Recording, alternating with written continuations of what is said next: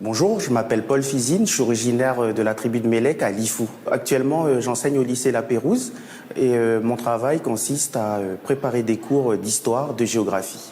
J'ai un parcours assez atypique puisque en troisième, j'ai été orienté vers un lycée professionnel et ensuite je me suis réorienté à l'université où j'ai effectué une licence, un master puis un doctorat en histoire. Donc après mes études en France, je suis revenu en Nouvelle-Calédonie dans l'optique de travailler à l'université. Cependant, je me suis rapidement rendu compte que cela n'allait pas pouvoir être possible. Et donc, petit à petit, je me suis mis à exercer plusieurs métiers, dont chargé de mission, chargé d'études, et je suis arrivé dans l'enseignement un peu par hasard. Avoir un doctorat en histoire contemporaine, donc être formé pour une certaine recherche scientifique et finalement enseigner au lycée, dans le secondaire, bien quelque part, je trouve que c'est une continuité dans le sens où on est toujours dans la transmission de l'enseignement. Et en plus, cela permet d'expliquer la société actuelle à travers le regard de l'histoire et de la géographie. Enfin, la société dans tous ses aspects, notamment dans ses inégalités. Voilà, au début, en fait, j'ai eu très peur d'exercer ce métier, puisque je me suis dit que le public que j'ai en face, il a à peu près 16 ans, et dans 5 ans, il aura encore 16 ans.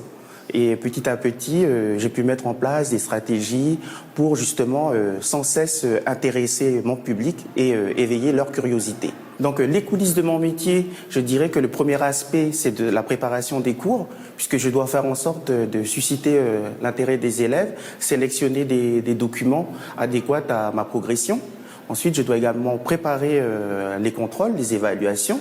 Et enfin, comme aujourd'hui, j'aime beaucoup aller sur le terrain. Donc on a souvent des sorties pédagogiques qui nous permettent de voir directement l'impact de l'histoire dans la cité. Pour moi, un travail idéal, c'est un travail qui nous surprend chaque jour, qui éveille notre curiosité au quotidien et où on a des nouveaux challenges à relever. Pour réussir à trouver sa voie, je dirais que la réussite, elle n'est pas individuelle, mais elle est collective. Dans ce sens que pour trouver nos réponses, il faut s'appuyer sur nos familles, nos amis, pour justement y glaner des idées et surtout multiplier les expériences professionnelles pour voir quel métier nous correspond le mieux.